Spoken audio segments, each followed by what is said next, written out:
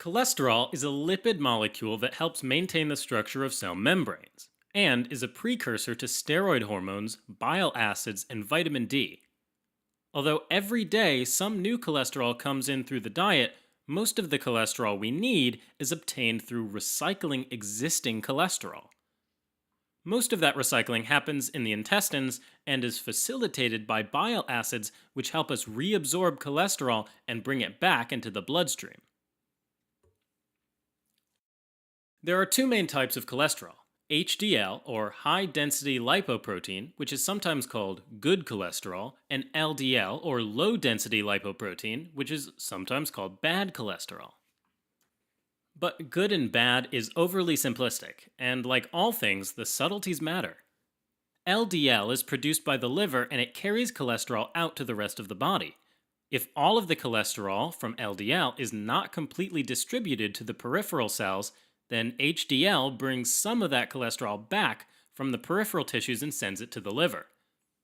Now, what makes LDL bad and HDL good is that whenever there's a high blood concentration of LDL, the LDL can be ingested by macrophages that sit along vessel walls, forming atherosclerotic plaques.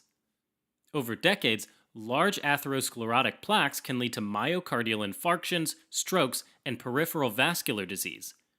That's why we want to keep LDL blood levels under control. On the other hand, HDL can remove cholesterol from cells, and that can help reverse the process of atherosclerosis. A diagnosis of hypercholesterolemia requires measuring total cholesterol, LDL cholesterol, HDL cholesterol, and triglycerides. Cholesterol is measured either as milligrams per deciliter or millimoles per liter of blood. And it's recommended to test cholesterol every 5 years for people aged 20 or older. Hypercholesterolemia is defined as having cholesterol levels that predict a higher risk of atherosclerosis and cardiovascular disease. The total blood cholesterol is, get this, the total amount of cholesterol in your blood. And it includes the LDL, HDL, and VLDL.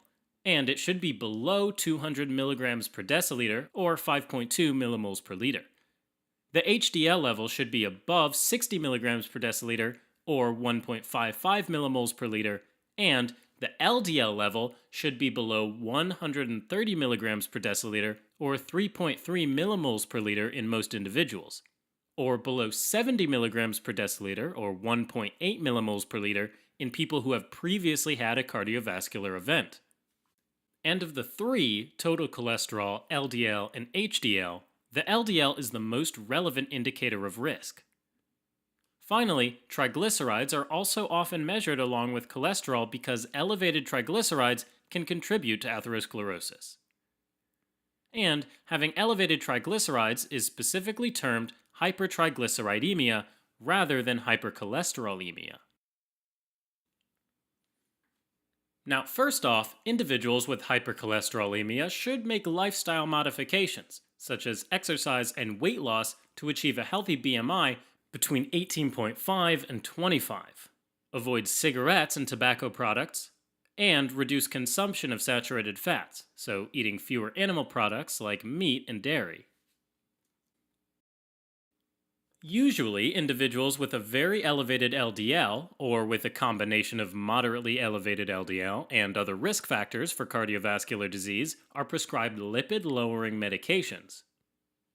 Common risk factors for cardiovascular disease include being a man over the age of 45 or a woman over the age of 50 with HDL cholesterol less than 40 milligrams per deciliter or 1 millimole per liter, having diabetes, hypertension, a family history of coronary artery disease and hypercholesterolemia, and cigarette smoking. To be more specific, individuals with an LDL above 190 milligrams per deciliter or 4.9 millimoles per liter, or those with an LDL above 160 milligrams per deciliter or 4.1 millimoles per liter with 2 or more additional risk factors are started on medication. Treatment is also started in individuals with an LDL above 130 milligrams per deciliter or 3.4 millimoles per liter with asymptomatic coronary artery disease, as well as individuals above 70 milligrams per deciliter or 1.8 millimoles per liter who have previously had a cardiovascular event. There are 5 main classes of lipid-lowering medications: statins, selective cholesterol absorption inhibitors like ezetimibe, fibrates, bile acid sequestrants, and niacin. The first option are statins, and they're generally the first choice in most situations. They lower LDL and triglycerides and mildly raise the HDL. In patients that have never had a cardiovascular event, a low to moderate dose of a statin is used, like 10 to 20 milligrams of atorvastatin or 5 to 10 milligrams of rosuvastatin. LDL is usually measured 6 weeks after starting statin therapy to see if there's a response, and then done every 6 to 12 months thereafter. The goal is to get the LDL below 100 milligrams per deciliter, or 2.6 millimoles per liter.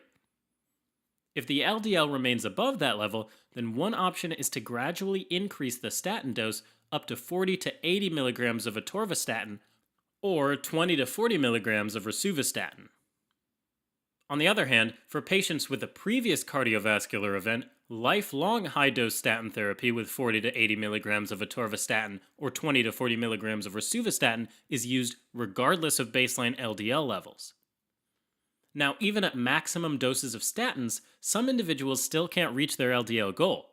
So, that's where it may be helpful to add on another lipid-lowering medication.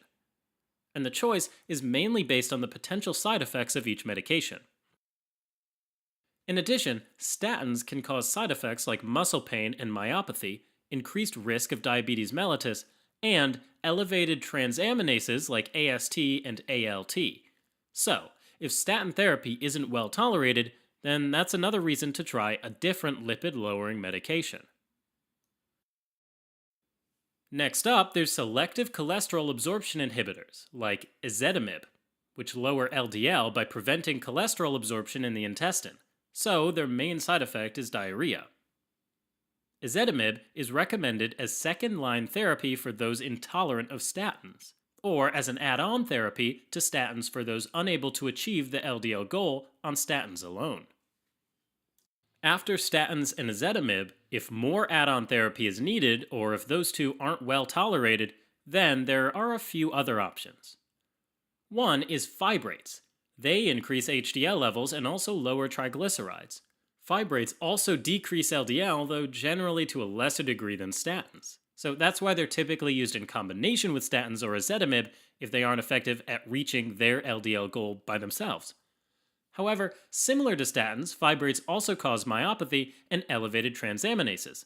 So, if those are a concern, then it's better to choose another different lipid-lowering medication. The next option would be bile acid sequestrants like cholestyramine, which lower LDL by preventing cholesterol absorption in the intestine as well. And again, the main side effect is diarrhea. Bile acid sequestrants are sometimes preferred because they don't cause myopathy. Finally, there's niacin, which lowers LDL levels and increases HDL levels, and is sometimes used in addition to another lipid-lowering medication as a last resort.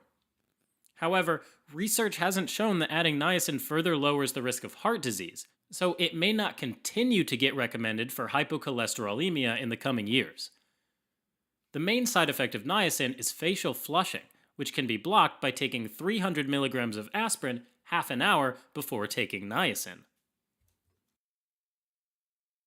Some people, including some young individuals, have familial hypercholesterolemia and then develop severe hypercholesterolemia. They're often unable to lower their LDL levels with diet and commonly use lipid-lowering medications. So they sometimes need LDL apheresis, which is where a person's blood is passed through an apparatus that filters out LDL and returns the remainder of the blood to the circulation. The procedure takes 2 to 4 hours and must be repeated regularly every few weeks. Another option for individuals who can't do regular LDL apheresis is liver transplantation. A new liver has the functional hepatic LDL receptors that are often absent in familial hypercholesterolemia. Finally, there are some individuals who can't achieve an LDL below 160 milligrams per deciliter or 4.10 millimoles per liter, even with the commonly used lipid lowering medications, LDL apheresis, and aren't candidates for liver transplantation. In these situations, there are two novel lipid lowering agents called lamidipide or mipomersin, which may be tried. These medications are given as a last resort due to cost and risk of hepatotoxicity. Alright, as a quick recap. The total blood cholesterol level should be below 200 milligrams per deciliter or 5.2 millimoles per liter. The HDL level should be above 60 milligrams per deciliter or 1.55 millimoles per liter. And the LDL level should be below 130 milligrams per deciliter or 3.3 millimoles per liter, or below 70 milligrams per deciliter or 1.8 millimoles per liter in individuals who have previously had a cardiovascular event. Statins are generally the first and best choice given to most individuals. Ezetimibe is recommended as second-line therapy for those intolerant of statins or unable to achieve target LDL levels on statins alone. Fibrates are generally used as accessory therapy in combination with statins if ezetimibe fails. Bile acid sequestrants are occasionally used as an adjunct to the statins as an alternative to the fibrates to avoid the additional risk of myopathy. Finally, niacin is sometimes used in addition to another lipid-lowering medication. Individuals that are unable to lower their LDL levels with diet and established lipid-lower therapy may get LDL apheresis, liver transplantation, or treatment with two novel lipid-lowering agents called lamidipide or mipomersin.